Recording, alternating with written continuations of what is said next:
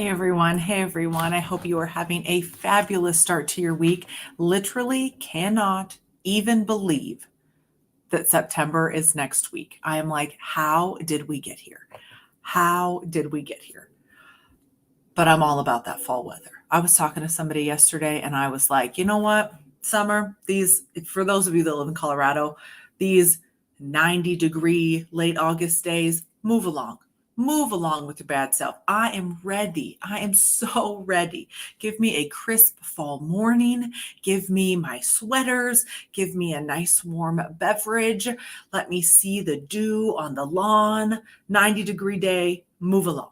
Move along. Thank you. You've come and gone. It is now time for fall, which September for me is the time for fall. No joke. That is when I've already decorated my house for fall. I am about that.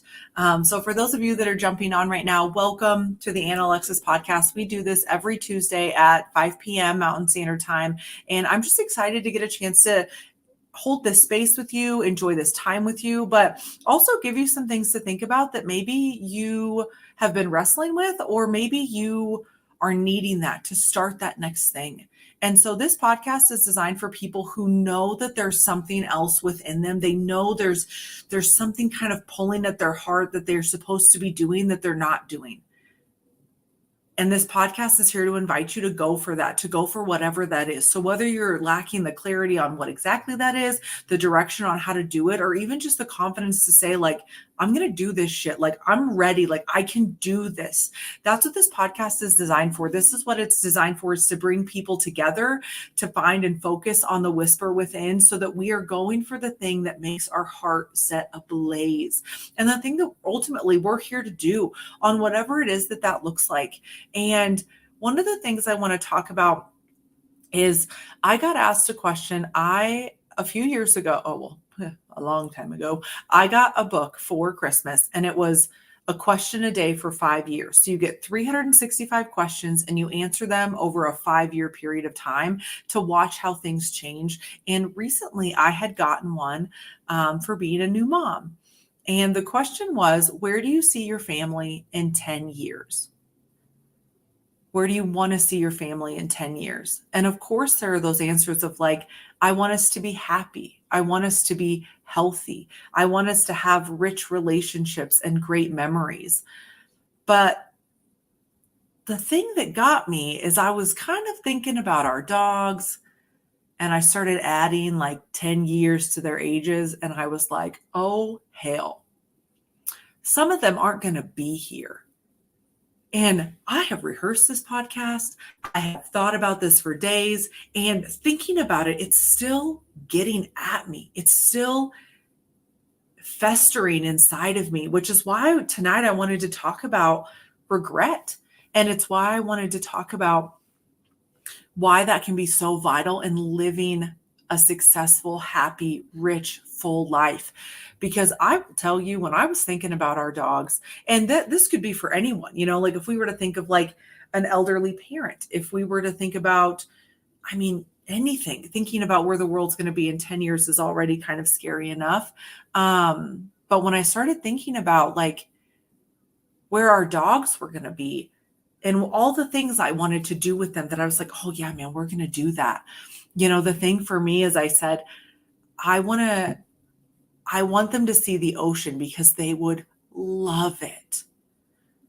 For those of you not familiar with geography, I live in like a perfect square state surrounded by other states that are also surrounded by other states. So the closest one is, it's a trek. It's going to take us a while. And I wanted us to just start thinking of an interesting concept tonight that maybe we haven't, because we're taught, for those of us that are very used to like personal development, goal setting, New Year's Eve, gonna make it better. We always do the things we want to do, right? I want to make more money. I want to get a new car. I want to be happier. I want to be healthier. I want to be skinnier. I want to go on this trip. And if we really look at it, like if we're not really looking at that stuff every day, we're not doing it. It kind of goes to the wayside. That's why they say like, oh, that January, man, the gyms are the worst. But then they kind of settle out and all the normal people are back in there. And what's interesting to me is we're doing things based on what we want. And if we could rephrase tonight for what if we based our goals on what we would regret if we had never done them? What would we regret if we had never done them? Because, one of the things is it's like when things are hard and when things aren't looking the way that we want it to look, it's easy for us to daydream about like better days, because we know we're going to get there. Like it's not going to be the worst day ever forever. But what's challenging is when you are in the good days, when you know you're living some of the best days of your life. All your parents are alive, you're healthy, your kids are happy, things are working, you're financially stable, and you're feeling like you're in a great place. It's so easy to think that it's always going to be like that. So it's really hard to actualize and monetize that, to even comprehend, almost like comprehendize, that they're going to end, that there will be periods of drought and despair and silence and darkness and emptiness. And we will dream of the days that we are living right this very second. And when you're in those moments, it's hard to take a look at, oh, I'd really like to do this, but everything is already working. And really just talking about like, are you creating a life that is pulling you into your future? Or are you just kind of pushing yourself along the way because you're like, I don't even want to freaking do this? Because for better or worse, fear makes us move. If you were to tell a little kid, don't touch that stove, it's hot, I wouldn't do that. Well, they're going to do it one time. And then all of a sudden they're like, I ain't doing that no more. I have now known through fear and now pain that I'm trying to do that. But fear makes us move when there's a deadline. Like when I'm like, oh, I got to do that. I got to do that. I got to do that. And now it's like the day your sister be doing it. I'd be doing it a whole bunch. But why is it that we're waiting? Why are we waiting for that fear to kick in so that we'll finally make a move? Why is it that there are countless songs about, I got a bad medical diagnosis, I was given this much time to live, so I finally did this and that, and I traveled here and I called that person and I did it? Why are we waiting for the end to begin? Why are we waiting for things to get bad so then we can make them better? And so what I want to do with you tonight, and just to think on, instead of thinking like, what are my goals for the end of the year? What are my goals for 2025? What do I want to do in the next 5 years, 10 years? What I want you to take a think about is, what would I regret not doing this year, next year, in the next 5 years, in the next 10 years? What would I regret not doing? This year when I was asking myself that question is, I'd regret not making the holidays special for myself and for all of the people that I love. Because when it's, especially, and I get it, for those of you that have been parents for like a long time, like your parents to grown people like me, and we're like, aren't we going to do sugar cookies? And you're just like, Jesus, man, I done signed up for 35 Christmases. Like I've done my time. I'm tired. I get it. And the holidays, as much as they can be about giving and joy, for some people, they are just about ultimate dread. Cleaning their house, setting up the tree, getting all the things ready. And for those of you that are dreading those because it's about presents and money, I just got to tell you, if you haven't learned this yet, to give presents, not presents, your whole life will change. Your whole life will change. One of the things that we have loved doing with our son is for Christmas, we would find a vacation for us to go to. And if vacation isn't where you're at, finding something special for you to do with the people that you love, the memories, because I guarantee you, ain't no one remembered what they got for Christmas 2 years ago, unless they got proposed to. I'm just going to say it. But there are gifts that I have gotten years ago, a decade ago, that was an experience-based, and I'm remembering them now fondly. That's this whole other thing. But the reason I ask you that, what would you regret not doing, is because some people aren't always going to be here every Christmas, every Thanksgiving, every year, every month, every day. Some of you are already experiencing that. But someday, someone's going to be missing from your circle. And I do not want you to go, man, I wish I finally would have done this. What would that be? For me this year, it is going to take a great effort. And I am up to the challenge because I'm watching this memory play in my mind. It's not even a memory. It will be a memory in 4 months. But I'm watching this play through my mind of my dad, the only thing he has ever asked for Christmas. My parents' gift giving, not in their love language. So if you ever get a gift from me, I'm doing my best because it's not in my love language either. But he said, all I want to do is watch It's a Wonderful Life with all of my kids. I have 4 siblings, some married relationships, kids. There's a lot of us. And I decided this is the year I'm going to figure it out. I'm going to figure it out. For those of you, what would you regret not doing? And how can you figure it out? When you ask your brain, how could I do this? Especially if you a lady, it'd be coming up with 75 scenarios to try to make this happen for you. Because it's magic like that. For those of you that it's dating, they might say no, just freaking go for it. I swear to you, if they say no, you will still feel a rush going for it and you will feel alive and it will get you to where you're supposed to be. It will get you where you're supposed to be. If you thought that rock was going to be where you were going to be and then it started sinking, then that shit was a stepping stone. It's going to get you where you've got to go next. And the working on yourself, some of it, what would you regret not doing? Girl, you ain't fit into those jeans since 2010. It might not be at the biggest part of your priority list. It's okay to let those go. Are you loving yourself as you are now instead of holding yourself accountable for who you used to be? Are you staying in those glory days and saying like, I'd really regret it if I never made it here? Well, I will assure you, if that is truly how you feel, then get a moving. But for a lot of us, when we think of the things we regret doing, it isn't if we fit into a certain pant size. It's always like, God, I hope so. It's like, I wish I could be as fat as I used to be. Don't let that be the focus that is consuming you. For me, I'm going to tell you some of my regrets. I already told you one. I'd regret not taking my dogs to the beach before our oldest dog were to pass away because she would love it the most. So from a husband, I already looked at the beach. I think I already found a couple. Last week when I was having a whole fest about this, I was looking at buying campers and converting school buses. I was going to figure it out. But when you talk about those things with your party, with your tribe, with your home, you as a group can figure it out together. Because as women especially, that can be so heavy. And I'm going to take a sidestep on that, is we think that we got to be the one that has all the answers so that we can do it.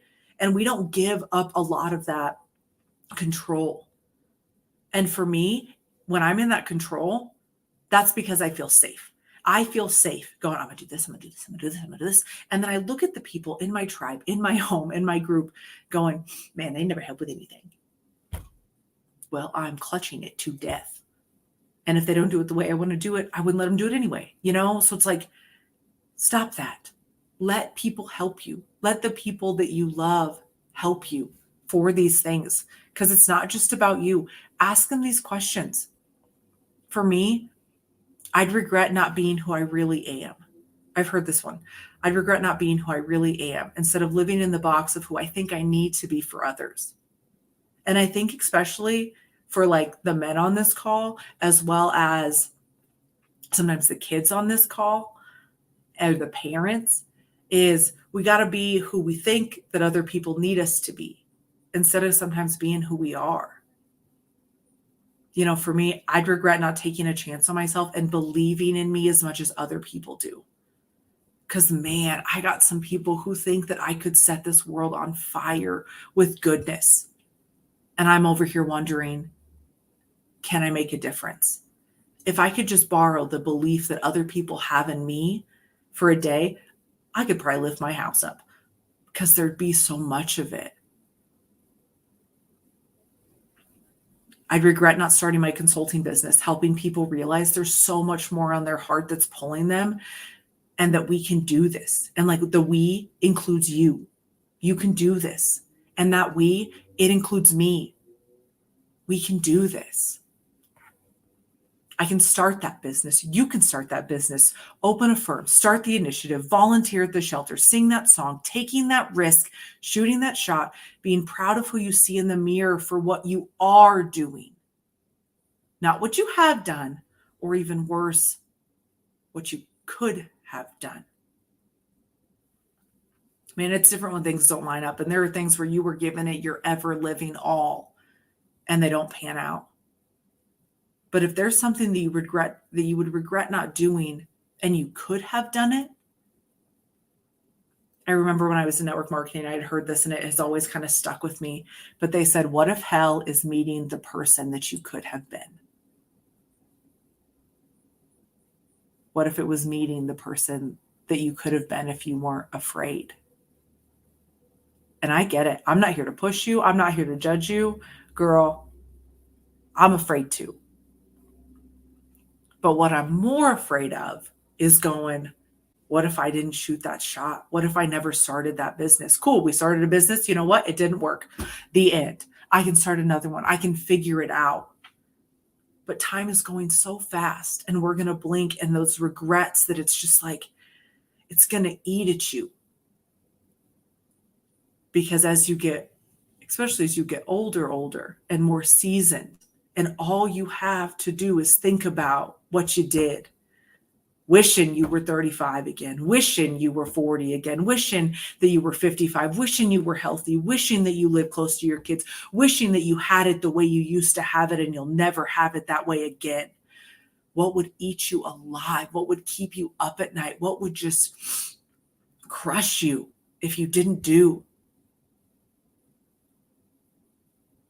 That's what I want you to do.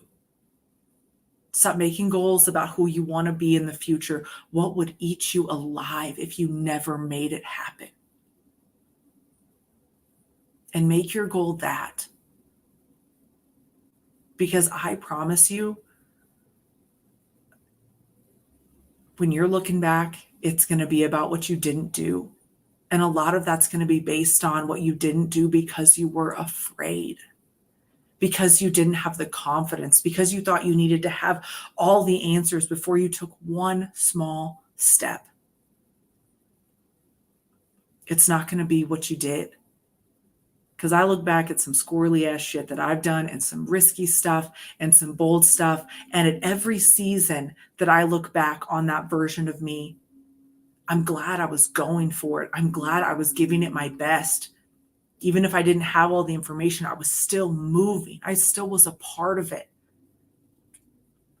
But the things I'm not doing, the things I know that will eat me alive, like if I never take that chance on me, I'm going to be old and still pissed off I never did. And I don't want that to happen to you. I don't want that to happen to me, which is why we're having this conversation tonight. So action points, who can you reach out to? Because sometimes it's not a dream you got to do. Maybe it's this regret of if you don't reach out to that person because you were still so mad about something that had happened 3 decades ago. If something happened to them, would it eat you alive to never get to say and make amends? Because if it would, make that phone call. What are the things that would hurt you? You'd be sobbing thinking about if you never got to do for yourself, for your family, for your kids, for your business, for the world, for your passion, or for me, for your dogs. And then tell somebody. And if you're like, I don't have anybody that's going to think that that's a good idea, you can tell me. Tell your spouse. Have this conversation with your spouse. We're having these conversations in our home. We are actively having them in our home. I asked Cam the other day, what would you miss if we never got to do Christmas again? Because that's going to be what I'm focusing on. Because someday we're not gonna. And I know that sucks to talk about, but it's going to suck even worse to live it and be thinking about all those things you could have done. Don't do that to yourself. Don't do that to yourself. What would you regret not doing? And plan the rest of your life around the answer to that question. I love you guys. Good night.